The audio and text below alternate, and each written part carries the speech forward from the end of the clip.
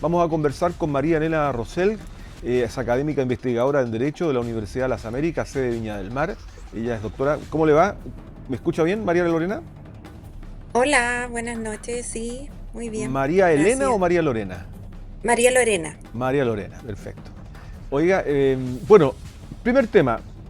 El maltrato infantil es algo que uno debiera condenar y que efectivamente existe en nuestro país.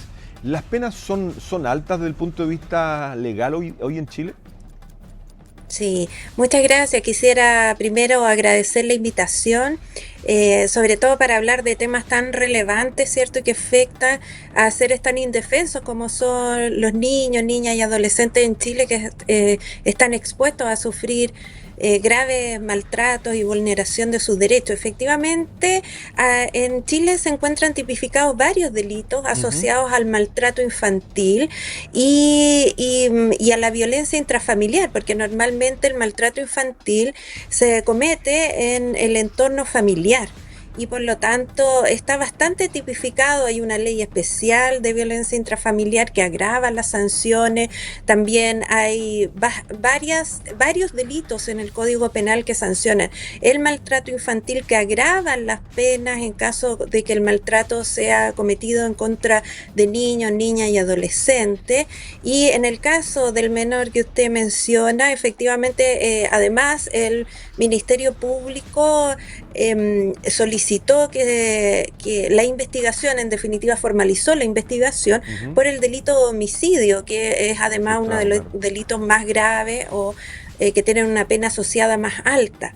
Y llama la atención, digamos, que a pesar de que en Chile exista esta tipificación tan completa, ¿cierto?, de delitos en contra de niños, siguen vulnerándose los derechos de los niños y encontramos situaciones. De hecho, este mes solamente se ha sabido de 2 casos en que se ha esclavizado a niños en el norte del país y llaman la atención para el avance que tenemos en la situación de los derechos humanos de niñas, niñas y adolescentes, pero también sobre la necesidad de seguir avanzando en estos temas.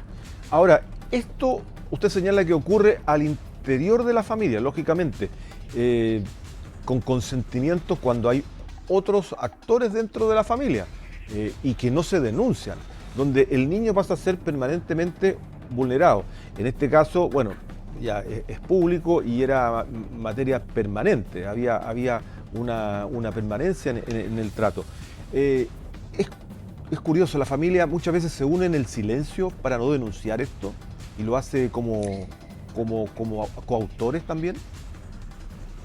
Sí, efectivamente hay muchas situaciones de maltrato infantil se producen al interior de las familias. De ahí que en Chile existe una ley específica que castiga y sanciona casos de violencia intrafamiliar. Y efectivamente, toda esta situación de ocurrir en familia da lugar a que muchas veces se invisibilicen estos casos Así es. y no se den a conocer precisamente porque la familia los protege, porque hay una justificación por parte de la familia, ¿cierto?, del maltrato, en el sentido de que es un niño problemático, pensemos nosotros, ¿no? Y por lo tanto se justifican muchas veces esas formas de violencia.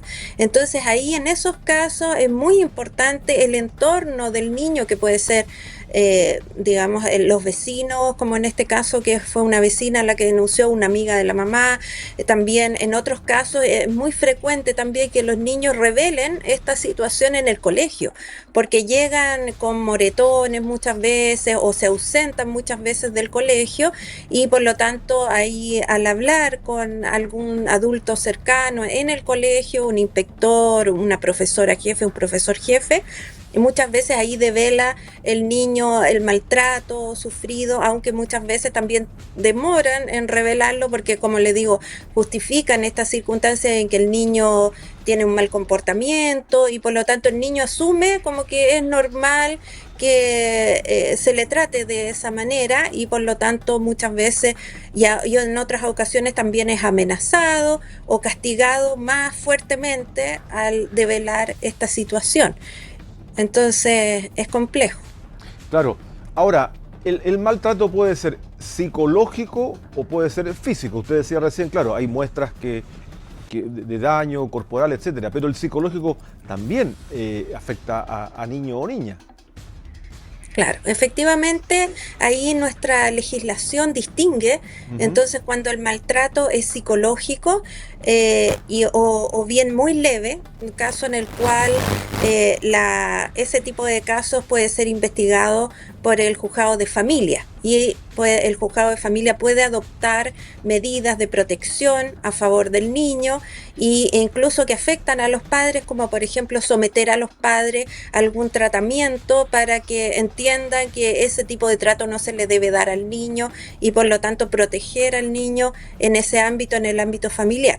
Cuando las lesiones son más graves, en cambio, y pasan por golpe o, por ejemplo, desnutrición del niño o se convierte directamente en un maltrato habitual, ese tipo de investigación se hace en el ámbito penal porque ahí está asociado, como le decía anteriormente, a una serie de delitos que van desde el abandono a un niño, por ejemplo, que puede provocarle lesiones graves y hasta la muerte del niño, o incluso las lesiones que pueden ser provocadas, que se aumenta la pena en el caso de tratarse de niños o tratarse de violencia intrafamiliar, o sea, al interior de la familia, y hasta la muerte, como en el caso que se está investigando un homicidio frustrado directamente, donde la pena puede alcanzar hasta los 20 años. Pero en el caso del homicidio frustrado se rebaja la pena en un grado y por lo tanto no alcanza la pena máxima, pero es una pena que de todas formas es alta y no tiene derecho a excarcelación, o sea, es una pena que se debe cumplir privado de libertad. Claro. Ahora, este caso fue el de Iquique, por ejemplo, del cual estamos hablando, fue una denuncia de vecinos. El rol que tienen, porque no se iba a denunciar el niño o estaba controlado por una madre que lo maltrataba permanentemente. El rol de las personas y sobre todo de aquí en adelante, ¿cómo se puede mejorar la condición de ese niño? ¿Dónde queda instalado? ¿En manos de quién queda? Porque las secuelas psicológicas me imagino que son súper altas, muy grandes. Claro, sí, ahí se producen varios problemas en ese, sobre todo en el caso de este niño de 13 años, Ujú. porque precisamente el niño había sido alejado de su padre, que era su familiar biológico más Más cercano, cercano. por maltrato.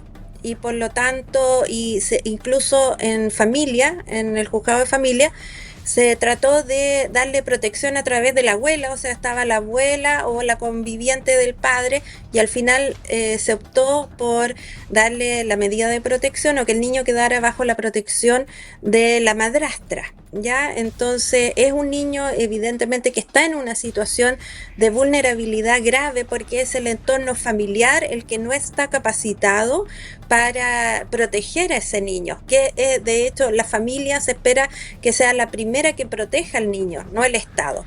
Entonces cuando la familia no logra proteger al niño porque ocurren estas situaciones de maltrato o abuso grave, entonces ahí es donde el Estado debe hacerse cargo a través de las instituciones y residencias que ahora forman parte del servicio Mejor Niñez.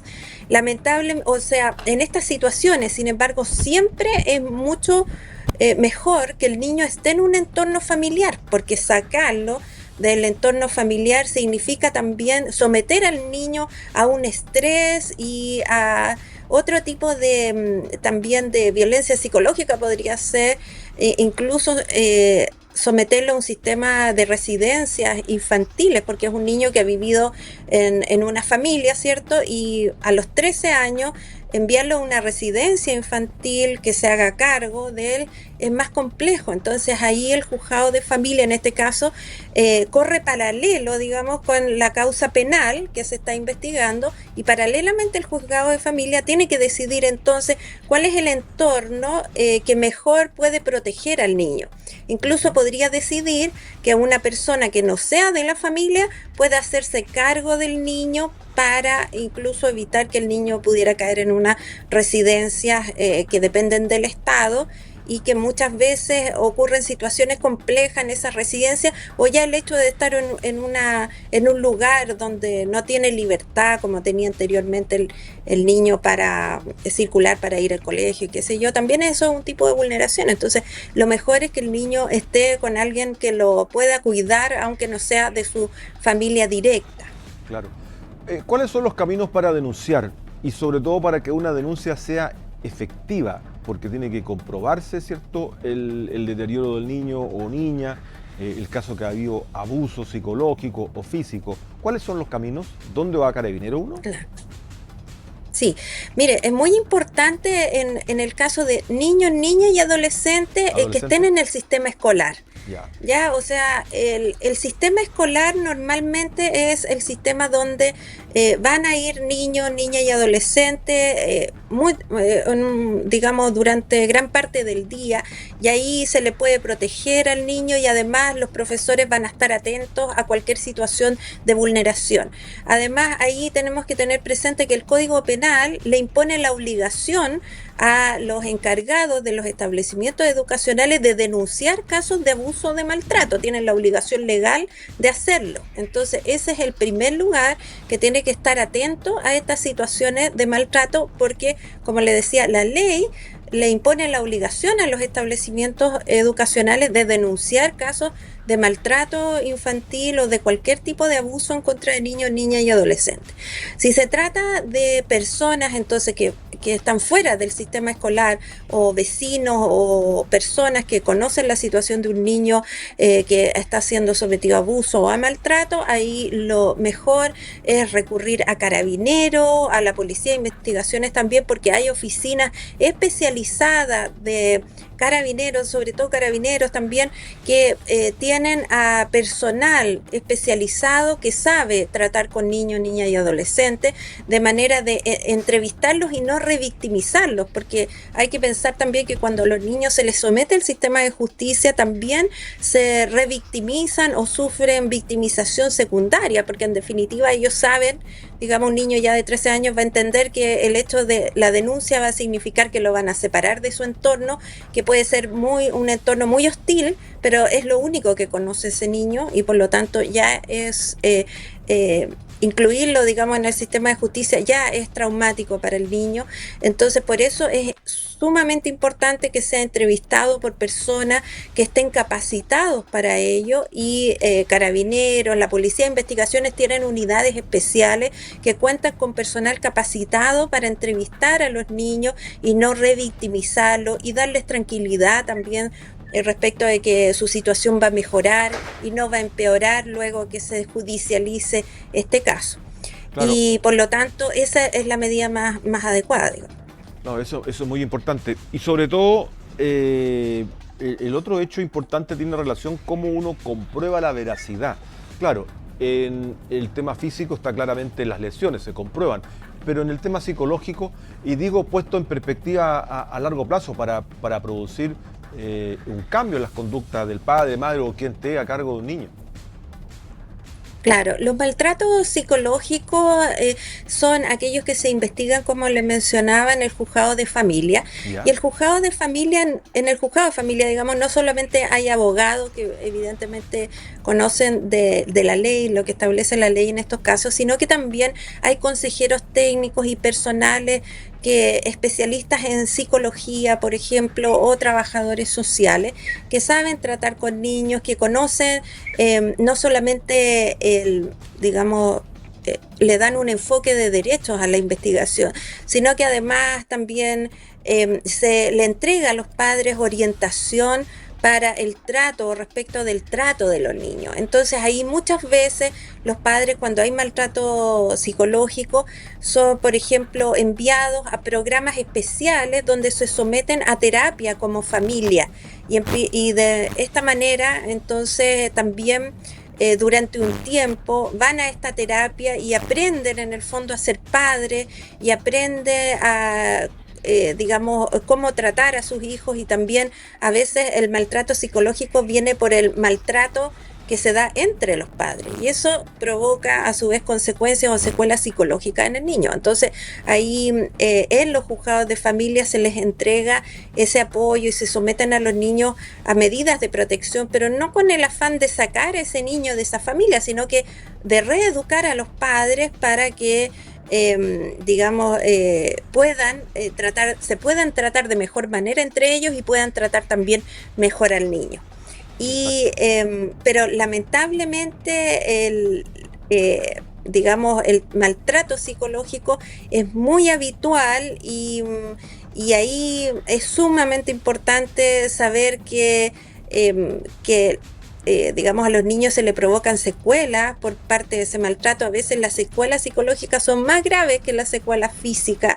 Así que porque las heridas sanan, ¿cierto? Pero aquellas secuelas psicológicas muchas veces cuesta mucho erradicarlas. Entonces ahí es importante concientizar a la población sobre la importancia del buen trato de los niños, del enfoque de derechos hacia los niños, también de empoderar a los niños en torno a que ellos cuenten de estas situaciones de maltrato, de manera que los padres, poder orientar a los padres también y evitar que el niño sufra este tipo de abuso también que, como le decía, es castigado por la sociedad, digamos, pero sin embargo lo importante es enfocarlo desde un punto de vista de derecho y porque en el fondo la sanción, los padres podrían pagar una sanción, pero si después el niño vuelve a ese entorno, va a seguir sufriendo, va a seguir siendo víctima, digamos, de su entorno, entonces hay que reeducarse, ¿cierto?, en torno a los derechos de los niños y, por supuesto, al buen trato que se les debe dar, pensando que son seres en formación y, por Ujú. lo tanto, que van a convertirse en adultos, entonces, y que tienen que sanar todas esas heridas cuando llegan a a una edad más madura. Así es. María Lorena Rosell es académica e investigadora, abogada de la carrera de Derecho de la Universidad de las Américas, acá en Viña del Mar. Le agradezco mucho este contacto, muy completa su mirada y nos estaremos encontrando en otra oportunidad, María Lorena. Muchas gracias, fue un gusto y gracias por la invitación nuevamente. Así es, muchas gracias. Muy interesante, muy completa su mirada desde el punto de vista legal y sobre todo el punto de vista de cómo se producen estos casos y cómo uno puede de una u otra manera ayudar en estos casos a niños y niñas que son maltratados.